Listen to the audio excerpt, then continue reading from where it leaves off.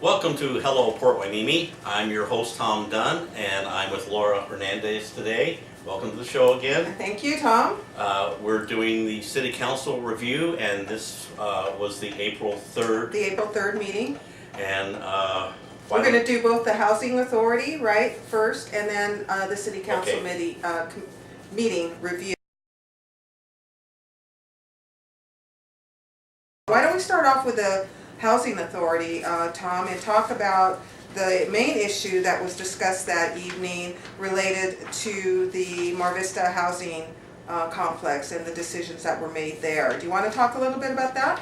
Yeah, just a sort of a recap. This goes back for almost a year and a half when the residents there came and complained to the City Council about the vents needed to be clean and the smoking issue. This was 9 months later. They came back and said, you guys haven't done anything.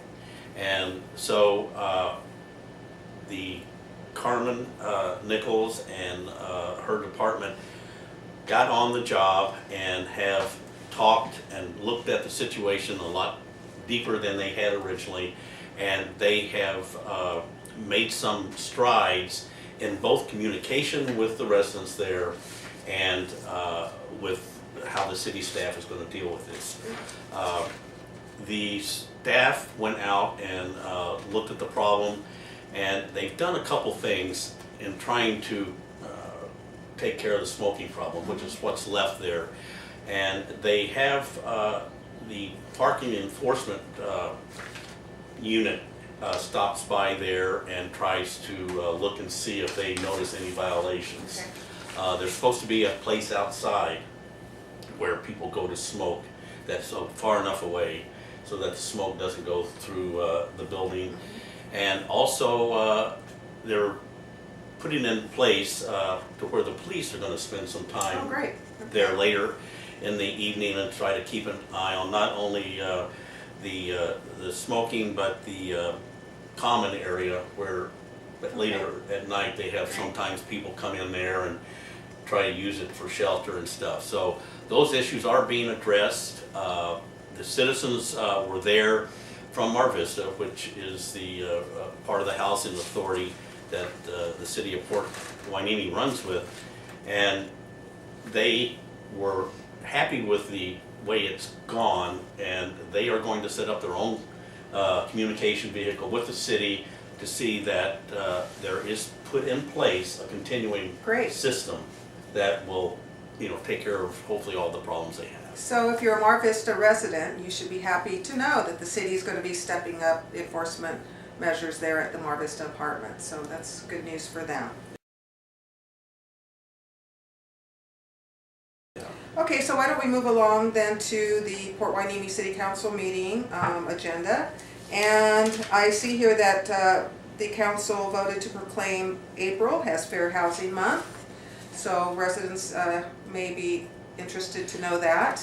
They did focus on real estate fraud, which I thought was interesting, and they stated how people can contact the right commission if they spot real estate fraud, which I wasn't too familiar with myself. Well, that's good to know. But evidently it does occur, and if you look at the city's video, there'll be it'll show on there where you can go to report or look it up online. I'm sure you can find out if you see any involvement in that. Great. Maybe we can have that run along this video on where we can get, residents can get information on real estate fraud.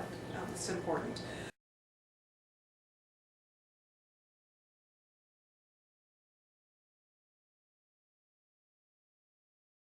There was a presentation on the City Sister program, and we had several city council members from other jurisdictions come and present to our city council. Pat Phelan, former city council member from Aspen, Colorado, Gil Garcia from Santa Barbara, and Mike Morgan, from council member from Camarillo, California, who talked about their experiences with the Sister City program, which is being proposed for the city of Port Hueneme. Do you want to talk about what we heard during those presentations? As you mentioned, all those people are from towns that have the Sister City program, and they explained how they operate together, and it has a lot to do with exchange. For an example is, if one city has certain type of equipment that the other one needs and it's a little outdated here, they'll ship it down there. I know one of them mentioned, I think it was from Camarillo, that they shipped a fire engine. Right. Was it to Mexico or someplace like that? And they want to have a sister city that has something in common with the city that you're in. The good thing about it is that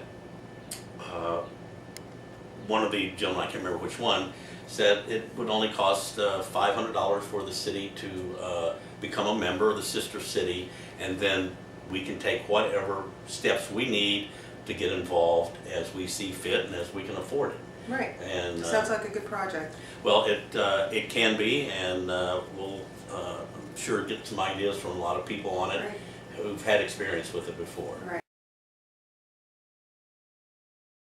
All right, so let's move along on the agenda under city manager reports. There was a discussion, item B, introduction of new economic development program by Steve Kenny, who's our economic development coordinator. He comes from Oxnard with lots of experience as the former redevelopment coordinator, and he was also a CEO of Oxnard's economic development office, I believe, or agency, and he's also a 20-year resident of Port Hueneme, and he was recommending that the city council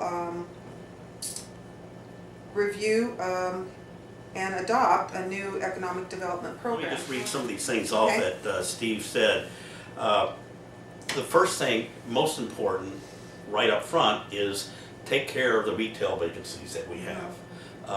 I mentioned before, I'd gone and did a survey, and like 160 retail outlets, there were about 40 of them that were empty. Wow. So that's a 25% vacancy rate, and that really, we need to find a way to address that. To address it, and that's one of the priorities. Great. Also, again, the port and the city need to work together. There are a lot of possibilities there that have not been looked into in the past years like they should have been, and I think there's a lot of creativity and ways that we can, gain money for both the port and for the city. Tourism, getting ourselves publicized as to how we can draw tourists here. We have the great beach, we have great weather, and so that's another area that he's going to look into. We have a number, I think it's at least a dozen that I can remember, parcels available, vacant parcels in the city, and what can we do with those?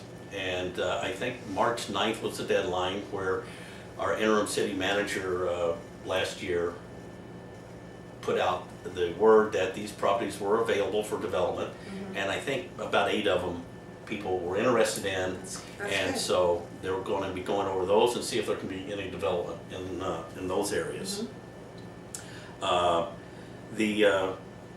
The cannabis ordinance that the city council is working on is another possible great money maker for the city, in that not only the retail business, but various other auxiliary businesses that would crop up with it would help solve a lot of the problems here with the store leases and the undeveloped properties where industrial growing and stuff could go on. So he just mentioned that, and a few more ideas that we can work on. The city now has a program that they haven't had for a number of years to move forward on, and so I'm glad that he's on board to work this out.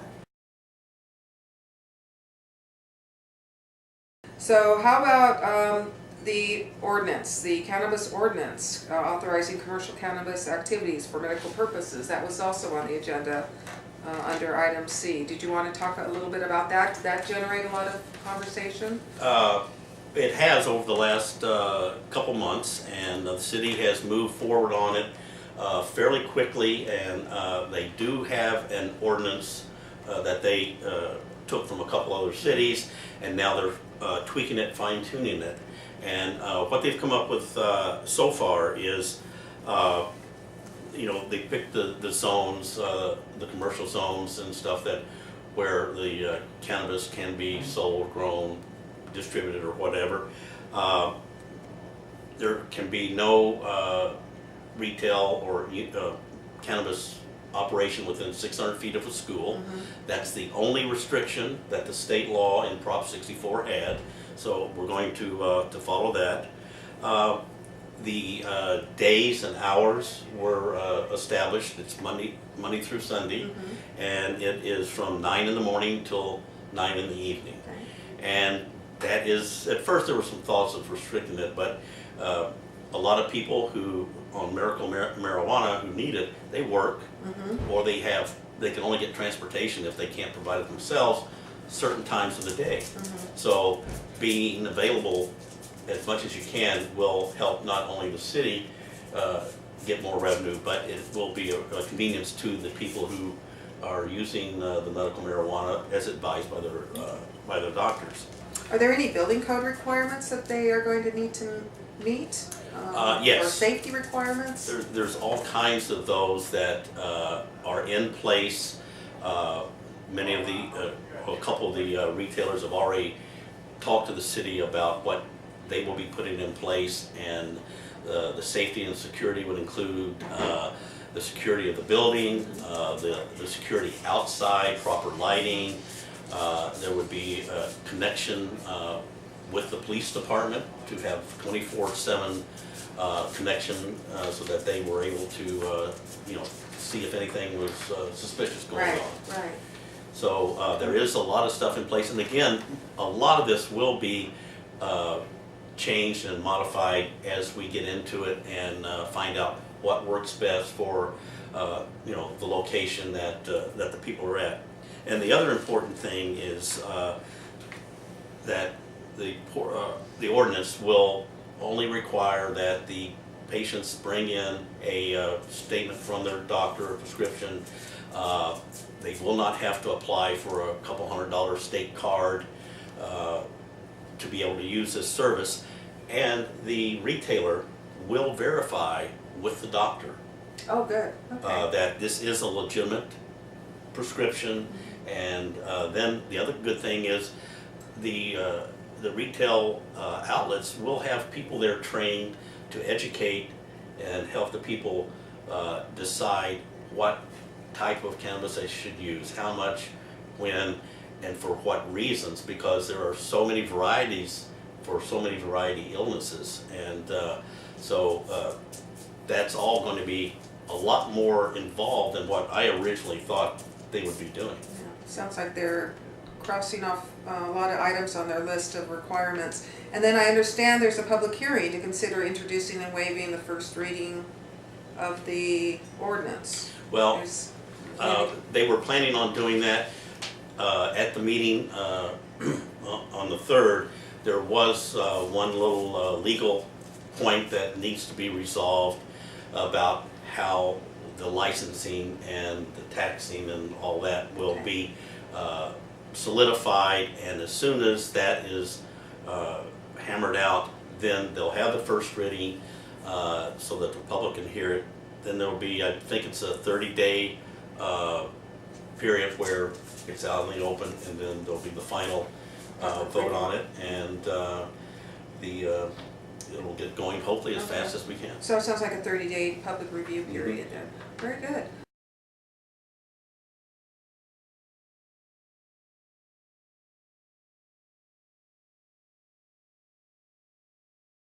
Well, we're here tonight or this afternoon to share with the public and share with our residents everything that we feel you need to know about what went on at April 3rd City Council meeting. Is there anything else, Tom, that you want to cover? No, there was a lot of, they covered a lot of topics there, and that's why I had to write it all down. There's a lot of details, and so hopefully this will keep you up to date. And you can always go to the city website and look at the whole tape and see the details if you want to, and that's how we want to get the people involved and knowing as much as they can about what's going on at City Council. So thank you, Laura. All right, thank you, Tom. And thank you guys for watching the City Council review. See you next time.